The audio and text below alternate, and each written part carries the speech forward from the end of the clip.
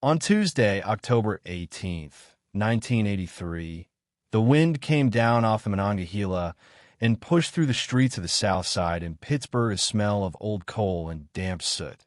That trace that still lingered even with so many smokestacks already gone cold, mixing river oil and industrial dust that rose from the banks and the freight yards. At 6:12 a.m., before the sun could force its way between darkened steel structures and extinguished stacks, Frank Marchetti was standing in the narrow kitchen of a row house on Sarah Street, with a brown envelope on the table and a mug of coffee already cold, brewed too early and forgotten in the time it took to stare paper. The U.S. steel stamp on the envelope looked too recent to be real. Crisp ink, letterhead paper that arrived as something official, leaving no room for interpretation. Inside, the short lines said the shift was over, that the job as an overhead crane operator and roller was no longer available, that the separation was effective, in dry administrative language that mentioned neither years of service nor the constant noise of the mill floor. 40 wasn't old, but it was late to make a wrong choice that would cost the house, the car, and the sense of belonging that came from knowing the way with your eyes closed to the plant gate, with badge, time clock, and the body's habit of measuring the day by whistles and breaks. That autumn, the whole city seemed caught between two doors, one slamming shut, the other that might not even exist, and he had to decide which one would carry his own family through the winter, in a year when the news talked about recovery, and at the same time, the blocks talked about layoffs. On the wall, the giant eagle calendar marked the month with a photo of pumpkins and a promotion for frozen turkey. Typical of October, big supermarket lettering and dates that reminded you the holiday, and the cold would arrive either way. A blue pen had circled 2 dates, as if the month already came with 2 routes drawn in. October 27th, an interview for a technical program at the Community College of Allegheny County on the West Hills campus. And November 7th, departure of a Greyhound bus from the downtown terminal to Charlotte, North Carolina, where a union man had said a new auto parts plant was hiring people with machine experience. Both options fit in the same month, but they didn't fit in the same life because one required staying and enduring months of transition, and the other required leaving with a suitcase and a temporary address. Linda, his wife, had left a note beside the sugar bowl. Take Joey to dentist 3 p.m. and gone out early for her shift at Allegheny General Hospital at an hour when transportation and shift changes were already routine, clean uniform and work shoes. Joey slept in the back bedroom with a portable radio turned low, news and music mixed together, as if the world couldn't stay silent too long, with the light hiss of station and the announcer's voice fading in and out. Frank didn't open the envelope again. He didn't need to.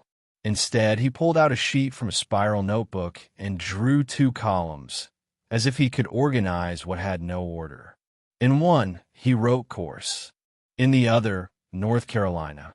The pencil tip broke on the first attempt to write start over, a small snap that sounded bigger in the cold kitchen, and he had to stop, breathe, accept even that detail as a sign that nothing would come out clean. He sharpened the pencil with a small knife, the same one he used to cut apples at the mill lunch, a simple pocket tool, more practical than pretty. The blade bore marks of use and a fine rust, metal that had lived in damp air and grease. The kitchen was cold enough to raise goose flesh, and outside, the sound of a long train crossed the bridge as it had since he was a boy, cars still hauling freight and repeating a noise the city knew by heart, as if the city insisted on sounding the same, even when it no longer was. On the block, Pittsburgh woke to smaller noises than before. Fewer trucks, fewer whistles, fewer heavy engines idling. The next-door neighbor, Mr. Kowalski, had already swept the sidewalk and stopped to light a cigarette, a routine gesture that filled time when work was missing. He looked at Frank through the frosted glass of the door and gave a restrained wave, without the automatic cheer of other times. In 1983, everyone knew someone who had been let go, and that changed the way people looked and spoke. The neighborhood had learned a new kind of politeness, made of care and fatigue.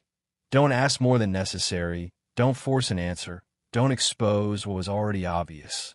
Frank put on the blue canvas jacket with the name embroidered on the chest, Frank, and went down the wooden steps. His hands slid along the smooth banister, worn by decades of similar hands, old varnish and wood polished by use, as if the house itself had memory. In his pocket, he carried the envelope and a sheet with the 2 columns. He had no intention of showing anyone, but he needed to feel the weight of the paper, as if the paper were proof that the day existed and demanded an answer, and as if it could be kept the way you keep a receipt for something you didn't choose. He walked to Carson Street, where the bakery opened early and the smell of bread tried to compete with the odor of the river and the cold air that funneled through the streets. He bought a small Italian loaf, paid with coins, and the clerk, a thin young man, said good morning with a care that seemed rehearsed, as if kindness had to be measured so it wouldn't turn into a question. On the way, he passed the window of a store that sold televisions. A set turned on showed Ronald Reagan talking about the economy. The sound was low, but the captions ran with words like recovery, inflation, jobs, terms that felt distant when you looked into your own pocket. Frank didn't stop to listen. It wasn't a matter of speeches. It was a matter of paying the gas, the mortgage, Joey's dentist, and not letting the kitchen get colder than necessary, with the heater running and the bill arriving all the same. That same afternoon, he didn't go to the Duquesne Club. He didn't go into places like that. He went to the usual bar, near 18th Street, where the stools were cracked vinyl and the owner, Sal, wiped glasses with a rag that always seemed damp, a cloth that smelled of detergent and old beer. The bar had a TV hung in a corner and a pinball machine pushed against the wall, lights blinking even when no one played, as if the place needed to prove it still had energy. It was too early to drink, but there were men there anyway, because time had slipped out of their hands, and the clock stopped giving orders when a shift disappeared. Frank's oldest friend from the mill, Earl Red Donnelly, was sitting in a wool coat and a Steelers cap. Red was in his 50s, with broad hands and skin marked by small burns, scars from splatter and heat that didn't fade with time. He didn't smile when he saw Frank. He only pulled out the chair beside him, as if the gesture were the only way to say he understood, and that there would be no judgment. Sal set down 2 coffees without asking. That was how it was done that autumn. Coffee first, beer later, if it came to that, and sometimes no beer at all, because the money had to last to the end of the month. Frank put the envelope on the table. Red didn't touch it. He looked at it as if it were a dead animal, something no one wanted to lay a hand on, but that was there, taking up space. West Hills, or Charlotte, Red said, voice low, and added that people were heading down south, that there was a new factory near Gastonia too, that they said it paid less, but it paid. Frank chewed a piece of bread and felt the flour stick in his throat, dry, as if his body resisted swallowing the idea of change. Red talked about the course, the diploma, the paper, and at the same time left hanging the doubt no one wanted to say out loud. Paper doesn't open a door if there isn't a door. Sal, behind the bar, pretended not to hear, but the rag stopped for a second, and the silence of that second was clearer than any comment. Frank began to calculate the cost of starting over as if it were a grocery list, item by item, without poetry. First month's rent, deposit, gas to get there, furniture that wouldn't fit, Joey's school, distance from his mother in Bloomfield, who already had trouble climbing stairs. And, as if the scale demanded the other side, he calculated the cost of staying too. Technical program, maybe 2 years alone, living on odd jobs, the humiliation of asking the bank for an extension, the risk the city would never return to what it had been, with whole neighborhoods learning to live with empty storefronts and for rent signs. On Friday, October 21st, He went to the Pennsylvania Bureau of Employment Security office on Penn Avenue downtown. The building smelled of old paper and disinfectant, a mix of archives and cheap cleaning, and the sound of footsteps and coughing in the hallway, as if waiting had its own noise. People sat in hard chairs, holding folders and staring at the floor, some with envelopes like his, others with documents folded and crumpled. A woman with her hair pinned in a bun called names out loud.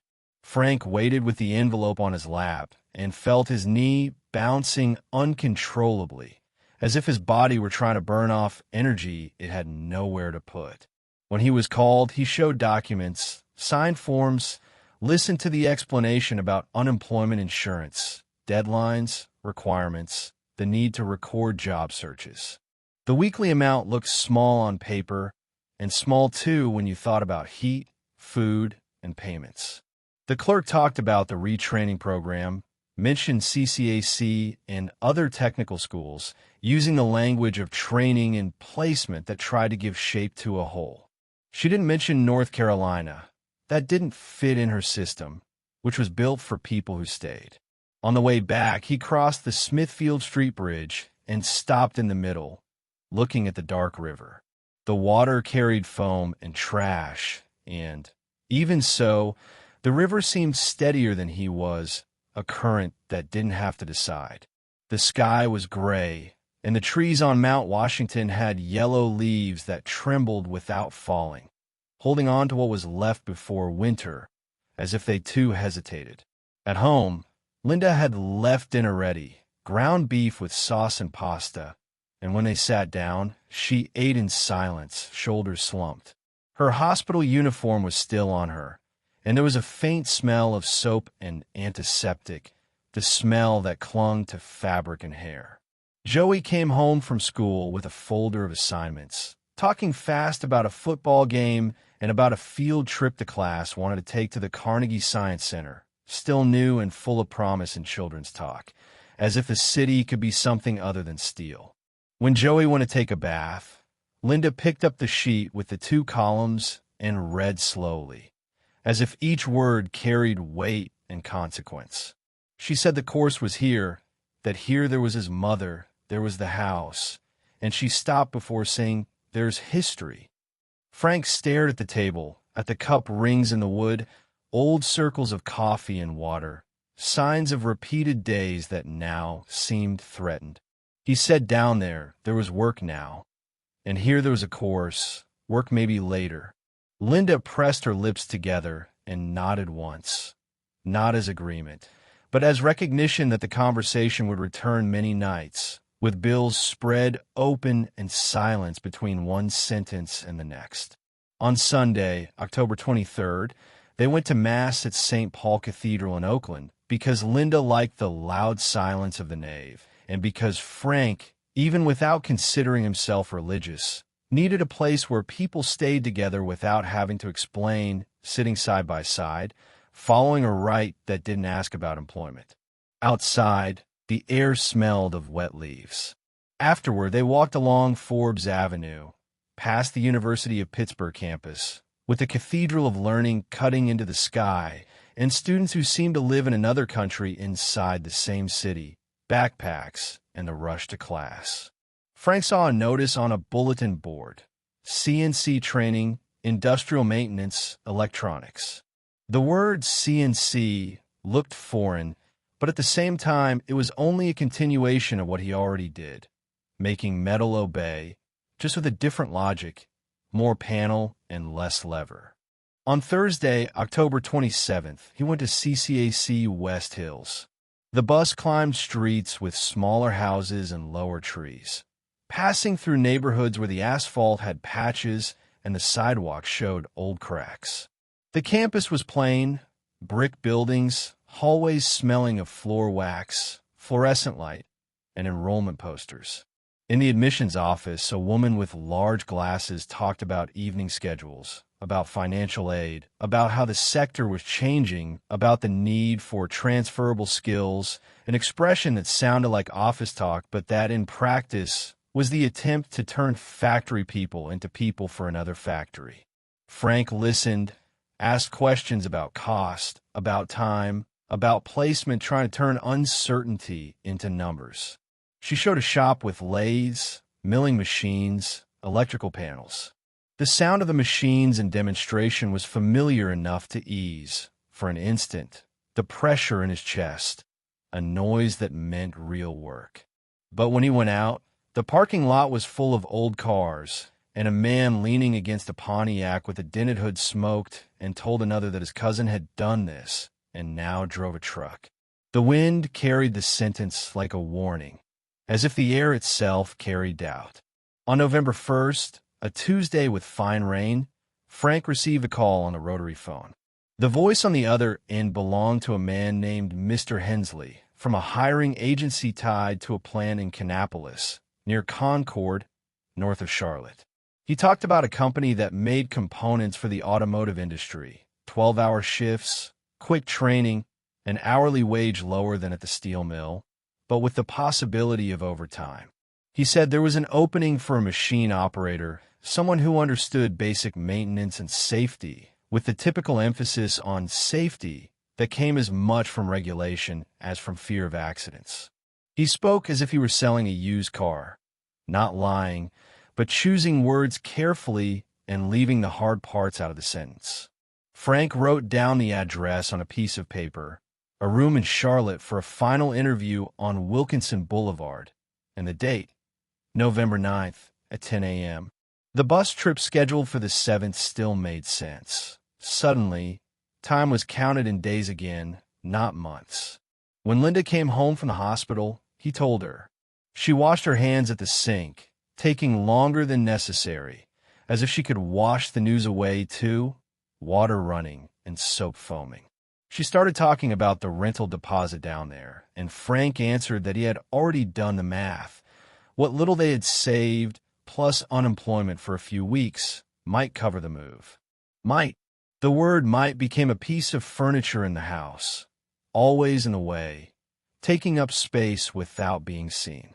On Friday, November 4th, Mrs. Angela, Frank's mother, in Bloomfield, fell in the kitchen. It wasn't a dramatic tumble. It was a slow slide, as if the body had forgotten the order of things and the floor had pulled without hurry. She broke her left wrist and hit her head on the cabinet. The neighbor heard and called an ambulance. Linda at the hospital found out and managed to switch shifts using the kind of quiet negotiation done in nursing corridors. Frank arrived at Presbyterian, hands shaking, saw his mother on a gurney, face pale, gray hair pinned badly. She tried to speak and grew angry at her own weakness, at the feeling of depending. The doctor said mild concussion, observation, and that she would need help at home for a while. The cast on her wrist looked huge on her thin arm, white plaster against skin, and it turned the decision that was already hard into something physical, impossible to ignore. That night, in the hospital parking lot, the air was cold and smelled of diesel. Linda looked at Frank with an exhaustion that wasn't only from work, but from adding work to family and fear, and said they couldn't leave Mrs. Angela alone. Not now. Frank nodded. The bus to Charlotte was 3 days away. The interview was in 5. The CCAC course could start the next semester. And his mother, there suddenly was a real weight, a weight that didn't fit in the luggage of a move, nor in the promise of a phone call. On Sunday, November 6th, Frank went to Bloomfield with a bag of groceries. The neighborhood had brick houses, small gardens already without flowers, and narrow stairs that seemed steeper when you carried weight. In his mother's kitchen, the smell was chicken soup and old furniture, waxed wood and dish towel. Mrs. Angela sat with her casted arm propped on a cushion. She tried to smile, but her face showed fatigue. She said work in a hoarse voice and repeated it as if holding on to a simple idea so she wouldn't collapse. Go work. Frank set the groceries on the counter, opened the refrigerator, and saw there was little inside, shelves with too much empty space. He looked at the clock on the wall, ticking loudly. as if reminding him time didn't wait. He said he had an interview. Down there, choosing words that wouldn't be a promise. She understood Carolina, even without him saying it, and her gaze fixed for an instant, as if returning to a time when Frank's father had gone to look for work in Ohio and came back only on weekends, tired and carrying a bag. She pressed her mouth tight and said, like an old sentence spoken as a natural fact, "Family stays." Frank left her house and walked to the corner. The sky was clear and the cold made his nose burn. In the street, children played with dry leaves. He stood still, listening to the distant sound of cars on Liberty Avenue. The world didn't stop for one man's decisions, but his life did stop because a decision was what was missing when everything pulled in different directions. In the early hours of Monday, November 7th, 1983, he woke at 4:40 a.m., the time he used to get up for the morning shift. The house was silent. Linda was asleep on the couch because she had spent the night helping Joey with a low fever, and because her body no longer distinguished rest from waiting, it only shut down when it could. Frank sat at the kitchen table and looked at the Greyhound ticket he had bought 2 days earlier, just in case. The paper was thin, black letters and a code, with that look of something that folds and gets lost easily. He set the ticket beside the layoff envelope and the sheet with the 2 columns, now crumpled at the edges, as if time had run over it. He picked up the phone and dialed the terminal number. He asked to cancel. The clerk recited the rules, the amount that would be refunded, the time frame. Frank listened and confirmed. When he hung up, the house seemed to change temperature. It wasn't relief. It was the feeling that a door had been closed with a latch, and the sound of that latch would stay in memory, like a click that doesn't undo itself. Later that morning, he went to CCAC and turned in the enrollment. He paid the initial fee with a check that made his hands sweat, dark ink on paper, and the fear the balance wouldn't hold. The course would begin in January 1984 at night because he would need to work during the day at anything that came up, anything that paid by the hour. On the way back, he stopped at the bank on East Carson and talked about refinancing, about deferring payments. The manager, a man in a tie with a tight knot, spoke with polite coldness, looking at numbers and dates as if they were the only reality. There was no aggression. There was the impersonality of a system that was afraid too, with delinquency rising and little room for compassion. Winter came early. On December 8th, 1983, it snowed heavily, and the neighborhood turned white and quiet, snow piling on steps and hoods, and the muffled sound of tires.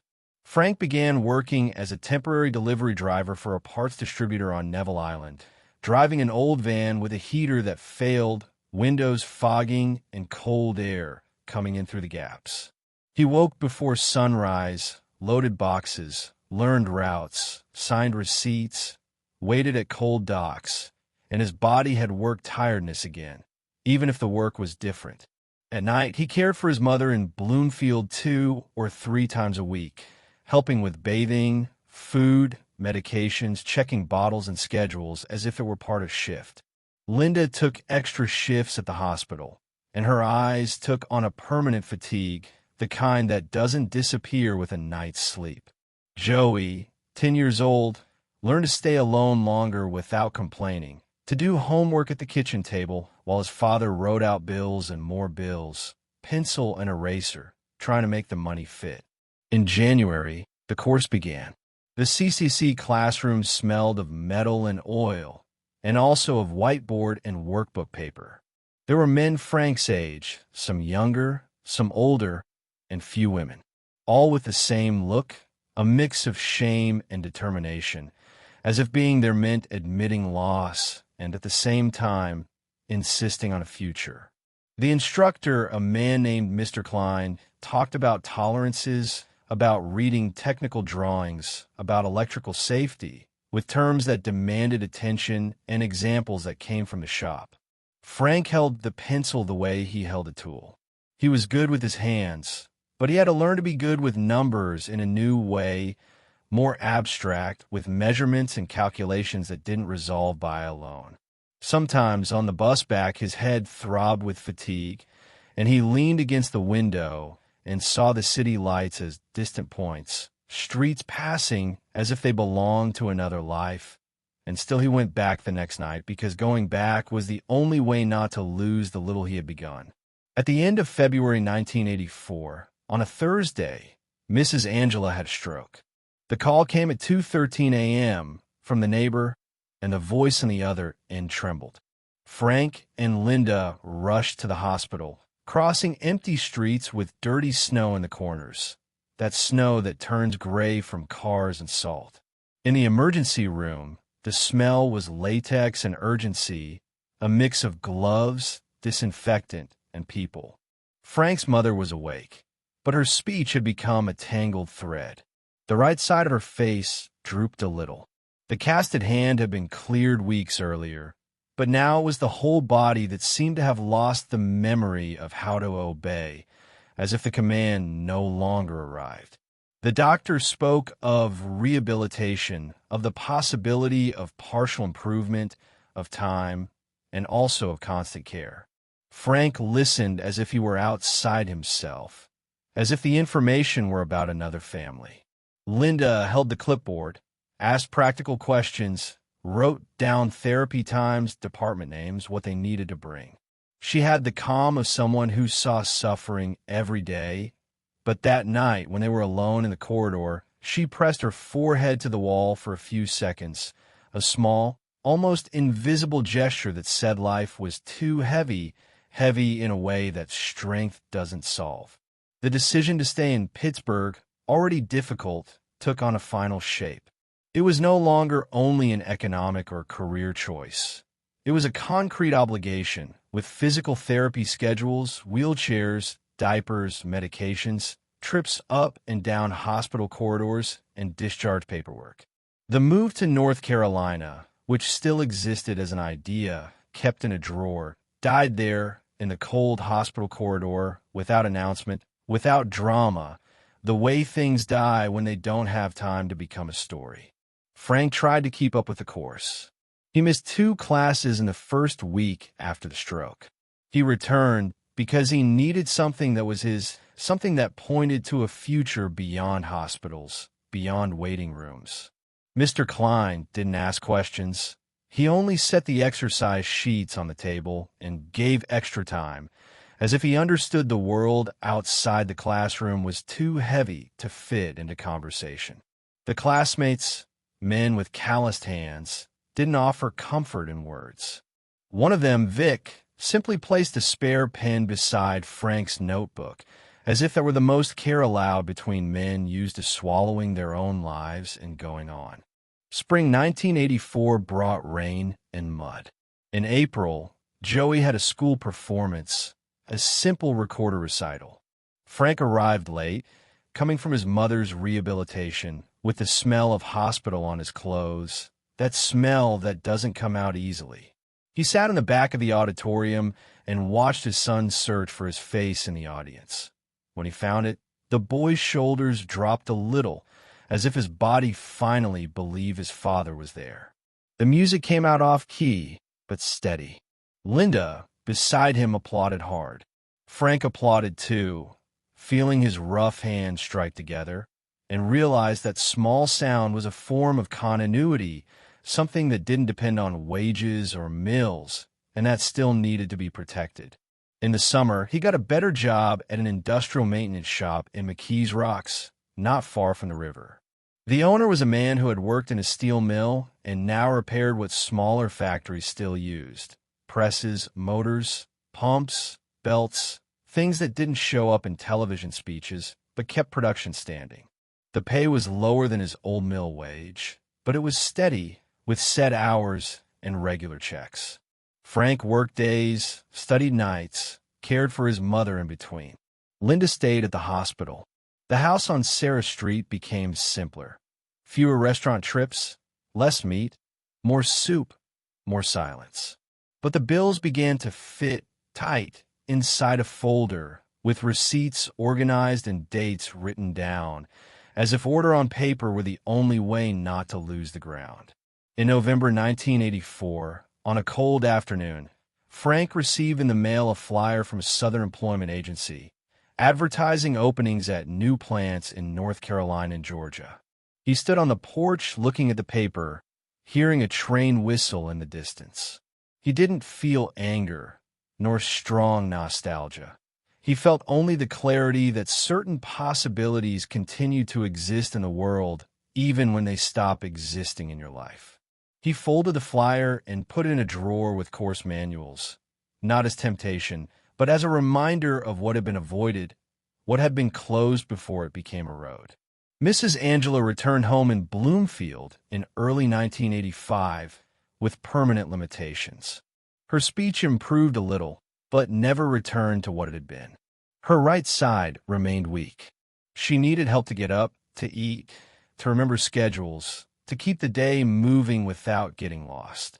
Frank installed grab bars in the bathroom, bought a raised toilet seat, moved a bed to the first floor. He did it with the precision of someone assembling a production line, measuring, screwing in, testing, making sure nothing was loose. It was work, just without a paycheck, and still, little by little, her house began to smell again of brewed coffee and clean laundry, and not only of medicine, gauze, and ointment. In May 1985, Frank finished the certificate at CCAC. The ceremony was in a gym room, with folding chairs and an improvised stage.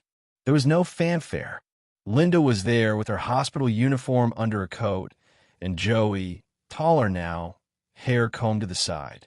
Mrs. Angela couldn't go, but asked Linda to take a photo and describe the people, as if description were a form of presence, a way of being there without being there. Frank received the paper, shook Mr. Klein's hand, took a photo with his family beside a simple banner.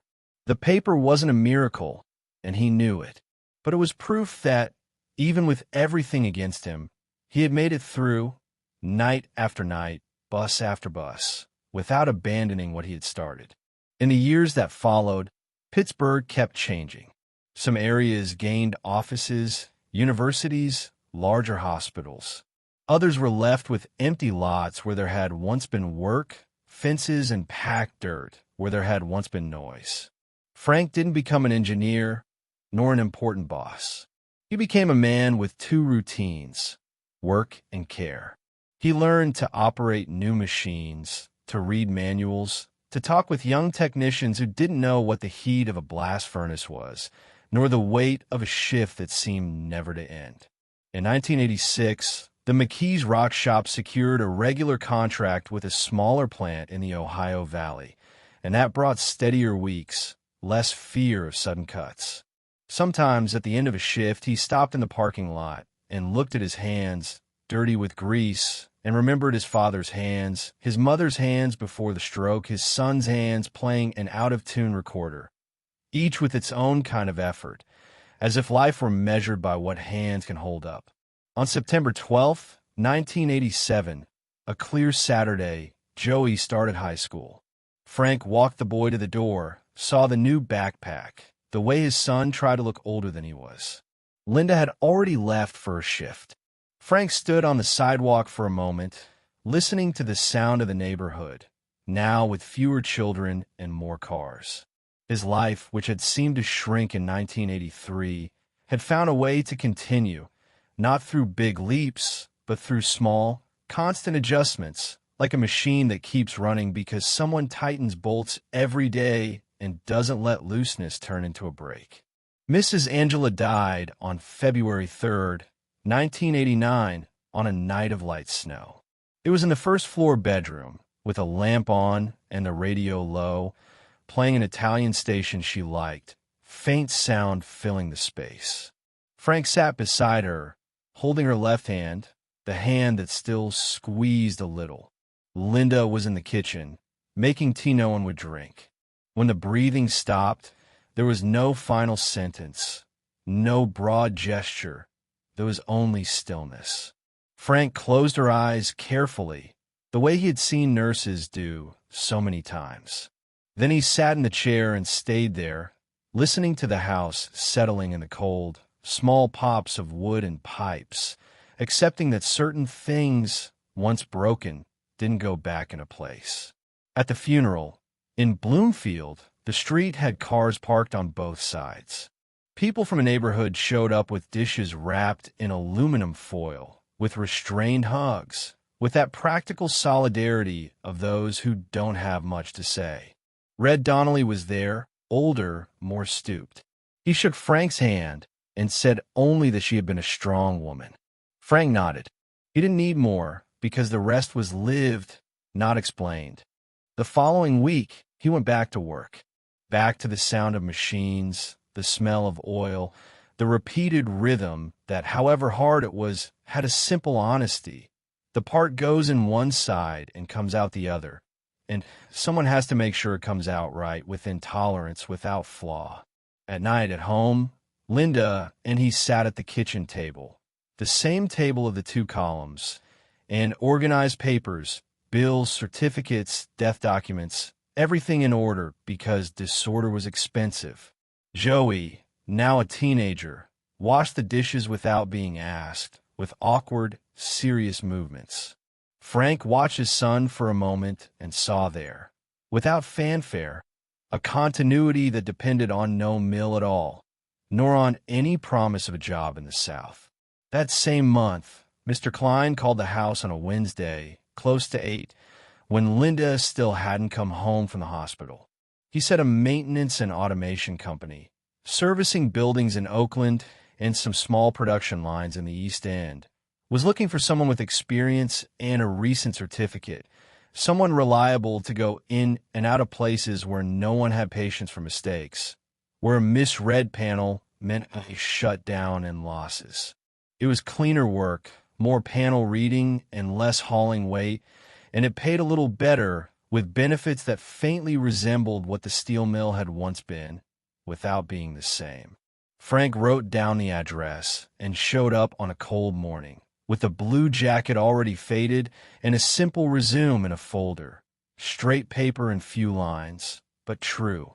In March 1990, on a Friday with a clear sky, he left the new job early for the first time in a long while, because the paperwork was in order and there was no emergency, no last-minute call. He drove along 2nd Avenue and saw, across the way, old structures and empty lots near the hot metal bridge, places where the noise had once been different, where the air had once been heavier. He stopped for a few minutes near the edge of the Monongahela, hands in his pockets, and the wind came off the river the way it always had, cold and direct, but without the sense of threat from years before. There was no great victory there, only a real stability. The house was still theirs. Linda had managed to cut back one extra shift, and Joey, 17, had a part-time job at a market and talked about taking a course at CCAC itself before thinking about college, as if the idea of learning something with his hands had become respectable again, without shame. That night, on Sarah Street, the kitchen light was already on when Frank came in. Linda was home, on a rare day off, hair still pinned the hospital way, but in an ordinary shirt and with a radio playing low.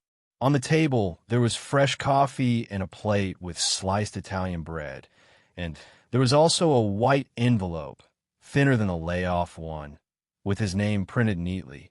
It was confirmation of the new job's health plan and a supplemental retirement form he never imagined he would be filling out again so soon, paper that meant continuity.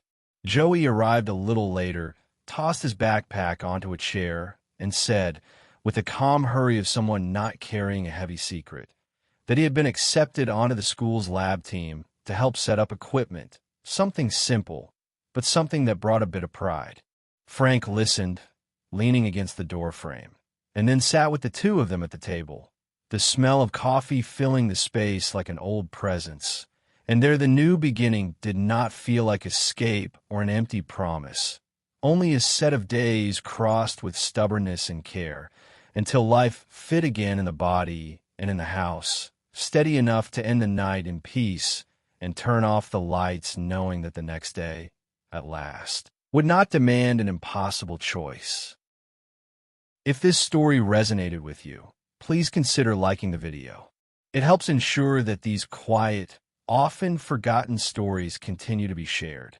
Subscribe to Ordinary Lives, Extraordinary Times to stay connected to stories of everyday people who lived through moments that shaped history. Each life mattered. Each story deserves to be remembered. We also invite you to leave a comment and tell us where you're watching from. Our viewers come from many places and generations, connected by a shared respect for history and the lives that lived it. Thank you for watching, and thank you for helping keep these stories alive.